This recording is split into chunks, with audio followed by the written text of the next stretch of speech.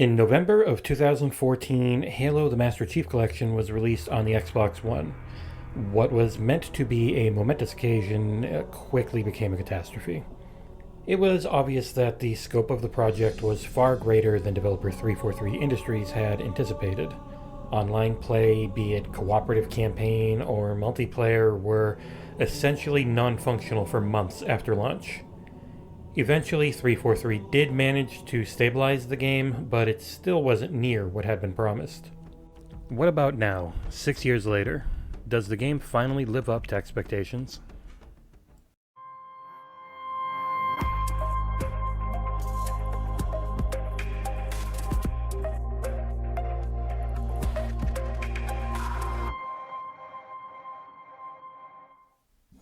Six years later, the amount of effort that 343 has put into fixing the game is nothing short of miraculous.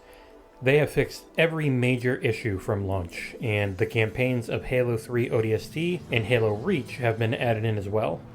Greatly enhanced versions are now available for the Xbox One X and the Series X and S, and perhaps the most important thing is that for the first time since Halo 2 on Windows Vista, these games are available on PC. The Master Chief Collection was a Halo fan's dream game, taking every Halo game to date and putting them into one giant package.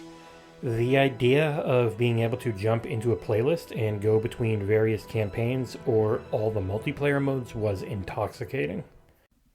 The enormity of the project was clear from the start. 343 Industries had previously worked with Saber Interactive on the Halo Combat Evolved Anniversary release for Xbox 360. They would team up once again for the remake of Halo 2, while Ruffian Games were tasked with porting Halo 3 and Halo 4 to the Xbox One platform. Blur Studios were hired to create all-new CGI cutscenes for Halo 2 Anniversary, and Certain Affinity ported Halo 2's matchmaking and progression systems while also helping with the Halo 4 engine port. There was content added to the Forge Creation Suite as well, and they remade 6 of the multiplayer maps from Halo 2. Unfortunately, despite all of this, when the game launched, it was a bug-ridden mess. The online was completely broken, and the game was roundly criticized as a failure. The number of issues in total is too much to list outright, but the biggest were centered around any type of online play. The campaigns ran terribly in online co-op modes, and there was a terrible input lag for whoever was unlucky enough to not be hosting. There were also major issues with desynchronization. The multiplayer matchmaking system, simply put, it did not work. Attempting to find a match in PvP would lead to frustration as the game just failed to match you with other players. Patches were fast and furious, but the system remained in a pretty poor state overall for 3 years. They did offer up the Halo 3 standalone expansion ODST for free in an attempt to quell some of the anger around the botched launch, and when the PC version was eventually announced, they also brought with it the prequel story Halo Reach. It would take a solid 4 years before the Master Chief Collection was in a state that 343 could be proud of. It took an incredible amount of work with constant flights where user feedback was fundamental in fixing the broken systems. What we have now is a testament to the countless hours spent fixing said issues. 343 converted this collection of great games into perhaps one of the best overall packages in gaming history. One of the main catalysts for this work was the decision to release the Master Chief Collection for Windows PC. It was the first time mainline Halo would appear on the platform since Halo 2 for Windows Vista. This coincided with the game being upgraded for the new Xbox One X console as well. The PC release started with Halo Reach in late 2019. It finished up in December of 2020 with Halo 4. Through this work, the game has transformed. What started as a flawed but competent collection of incredible games is now the best way to play every single thing that's included. One of the biggest benefits of the PC release was the addition of a field of view slider. Halo 3 in particular was finally liberated from a squished 74-degree field of view, and it is a far better gameplay experience at say roughly 90 degrees is what I do. As impressive was the addition of a 120 frames per second mode on the Xbox Series consoles, and obviously unlocked frame rates on PC. The PC version suffered from a few issues at first, with animations being stuck at 30 frames per second. Thankfully, these have been fixed, and those with a high refresh rate monitor are in for a treat. Once you have experienced Halo at 120 frames per second or above, it can be quite difficult to go back down to 60. First up is the original, Halo Combat Evolved Anniversary. You are Master Chief, the last of the Spartan 2s wearing your Mjolnir armor. Awakened from cryosleep, you are immediately thrust into battle against an alien threat known as the Covenant. Later, an alien parasite known as the Flood is revealed in truly horrific fashion.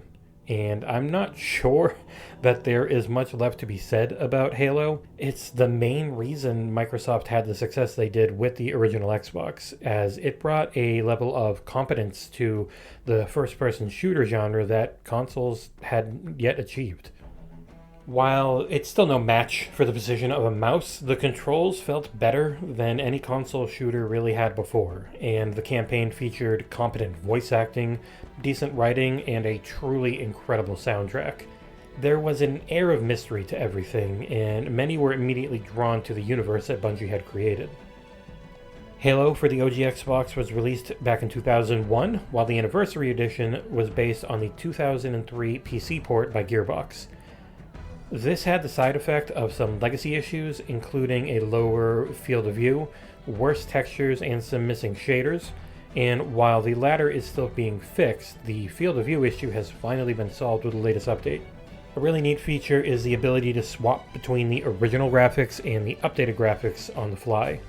A simple press of the view button allows you to instantly jump between the two versions of the game graphically. The multiplayer was limited to local split screen or LAN, which is local area network parties. The mix of melee shooting and vehicles with up to 4 Xbox and 4 players per Xbox, so up to 16 people hooked up together through that local Ethernet setup was revolutionary. It had been done before, but not to this level of excellence. In the MCC now, you can play all of this at a massively improved frame rate and resolution while online. 343 has been busy adding in new weapon, Spartan, and vehicle skins through a free experience-based Battle Pass system too. Halo 2 Anniversary. Halo 2 was the game that created online matchmaking as we know it. It released in 2004, and the remake came in 2014. Halo 2 is the progenitor of that modern online competitive matchmaking system, as gone were the days of requiring a server browser, and instead, you simply chose a playlist and you were matched with other players almost instantly. You could do this all while staying in a group with your friends and talking to each other through the brand new Xbox Live network. Alongside this revolutionary online system was a solid campaign. While good looking, it didn't quite live up to some of the promises shown in the promotional materials ahead of time, but there was a great mix of familiar firefights and bold story choices. A rather abrupt ending soured many at the time of release, and it would be a long wait for Halo 3 to finish the fight, but thankfully in the Master Chief Collection, your wait can be as short as 10 seconds thanks to modern SSDs. The job that Saber Interactive and 343 Studios did upgrading the graphics, sound effects, and music are up there with the best remakes of all time. Graphically, what had been a decade-old title was upgraded to be what I still consider one of the best-looking games on Xbox One. The sound effects were re-recorded as well, where the developers felt the original ones were a bit lacking. And the music was remastered in such a comprehensive manner that it's quite frankly a bit jarring to press the view button and go back to the original. That graphical swapping feature is back here, and it now changes the audio as well. And you can do it during cutscenes, which you couldn't do in Halo. One of the biggest departures in Halo 2 is that you jump back and forth between Master Chief and a new elite protagonist named the Arbiter. You could also play as the elites in PvP, though quickly people realized their heads were quite easier to hit, and they greatly preferred playing as the Spartans. The campaign was a trip across multiple locations in the universe, starting with orbital space stations above the Earth, and a greater depth was given to the Covenant and Flood protagonists, with a new race of ape-like aliens known as the Brutes being introduced.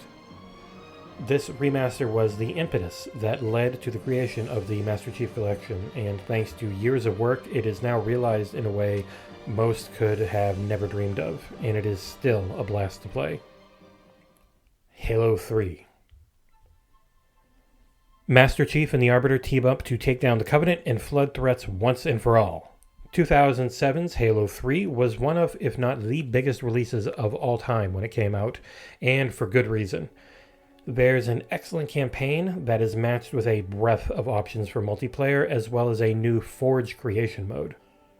As the emotional end to 6 years worth of world building, the campaign of Halo 3 was roundly praised as a fitting finale. The graphics have a great sense of style, which is matched perfectly by a rousing soundtrack from series veteran Marty O'Donnell. The biggest upgrade for this title graphically is the bump to resolution, as Halo 3 originally rendered at 540p on the Xbox 360, which was a 720p console. This paired with a field of view stuck at 74 degrees, resulting in a narrow and fuzzy picture that it's hard to go back to. Playing at 4K, 60 frames per second on the One X, Series X, PC, wherever you can, my god, what an upgrade. The next-gen systems and PC also give access to that field of view slider, which was perhaps the most requested feature in the game's history. Multiplayer was a more is better type of approach, taking the ideas of Halo 2 and growing them in meaningful ways. Perhaps the most meaningful was the addition of the aforementioned Forge mode. This was a set of tools that allowed users to create their own maps for multiplayer. The development of Forge started only 6 months before launch, yet it became one of the most beloved parts of the entire game, as the creative freedom helped sustain the multiplayer population as it fought against an ever-increasing number of high-quality first-person shooter foes on the platform. Halo 3 did have an open-ended ending that left the future of Chief up in the air, but Halo was nowhere near done. Halo 3 ODST. It originated as a small-scale DLC for Halo 3, and over time it grew in scope, shifting to a full standalone product. It actually ended up becoming the top-selling game worldwide for the system on its release, as it used a distinctive noir style. The campaign featured a team of Orbital Shock Drop Troopers, ODST. A first for the series was a central hub that interconnected each of the campaign's levels.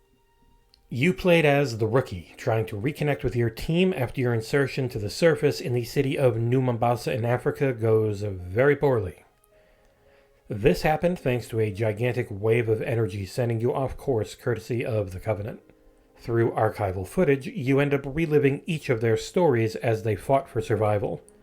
As this all took place, it was accompanied by a change in the game's background music. Instead of the normal bombastic orchestra, Marty O'Donnell gave us some groovy jazz. It was a big departure from the normal Halo soundtrack, but it fit the mood of the game perfectly. In the Master Chief Collection, the multiplayer mode of ODST is not included, as it was mainly an expansion of what was already available in Halo 3 itself.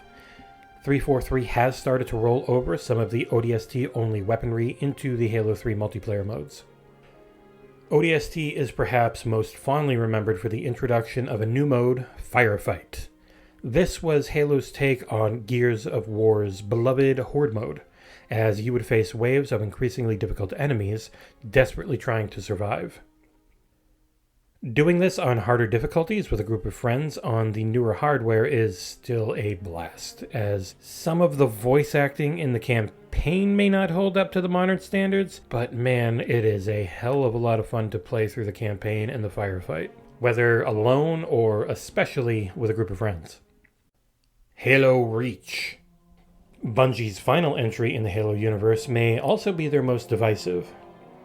Set just before the original game time-wise, Halo Reach features Noble Team. They are a group of battle-hardened Spartan 2s tasked with trying first to stop and later to simply delay the Covenant fleet that is attacking the planet. That planet Reach is the main military hub for the UNSC and houses many of their most important secrets. The story had been told in book form years before, but Bungie essentially threw that out and reset the history of their lore. One of the biggest improvements for the Master Chief Collection version of Reach is the clarity of the graphics. Reach was notoriously blurry as Bungie was pushing the aging 360 hardware to its limits. Moving it up to a crisp 4K resolution at a high frame rate leaves you a damned good looking game. If the next game in this list didn't exist, it's most likely the best looking game of the package by far. Reach's gameplay changes remain rather divisive among the fanbase.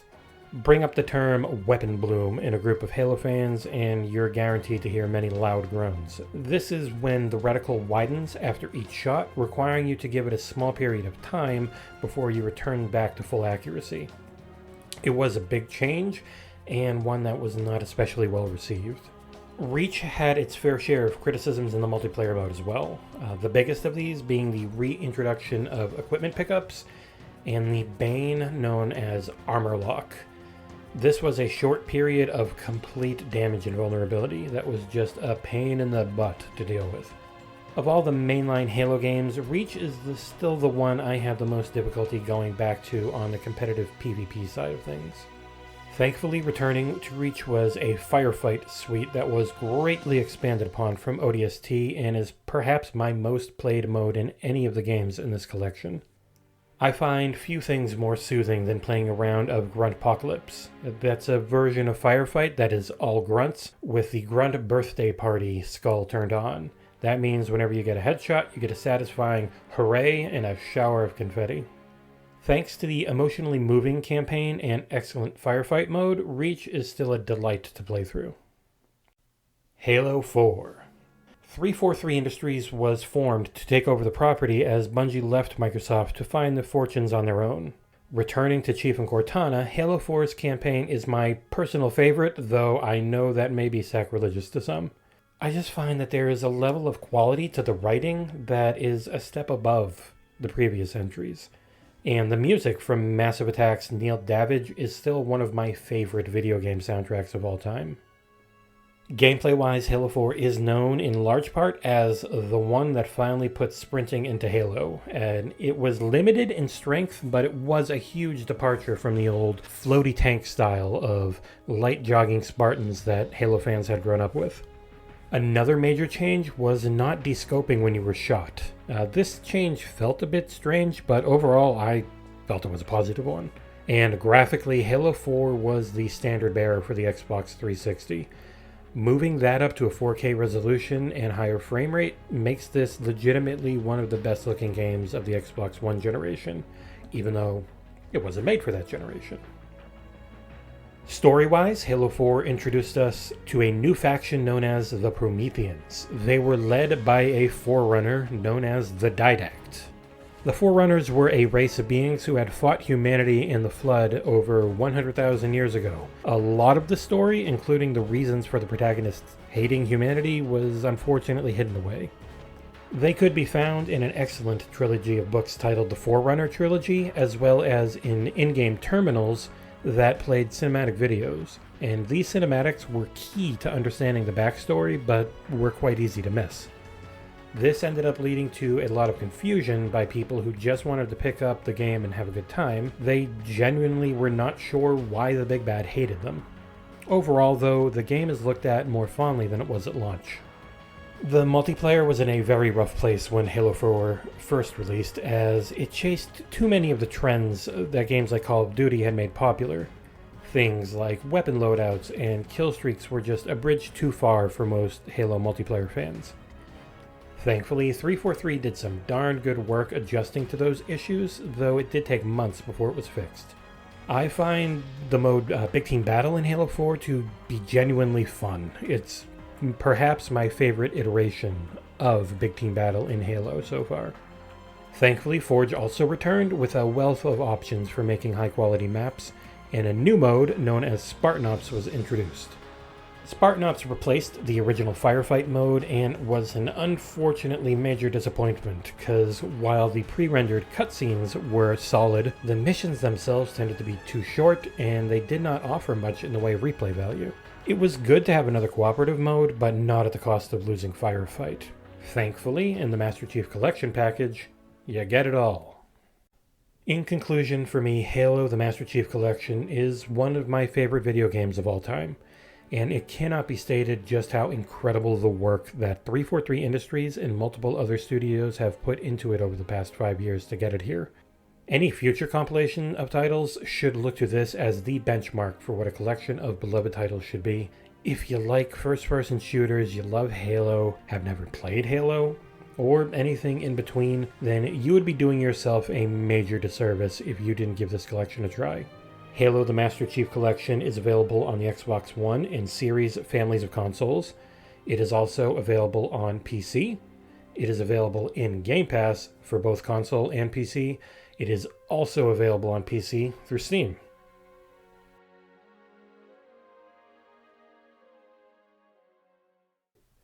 Thanks for watching, guys. I know this was a long one, but please like, comment, and subscribe if you feel so inclined, and we will see you here next time on XboxEra.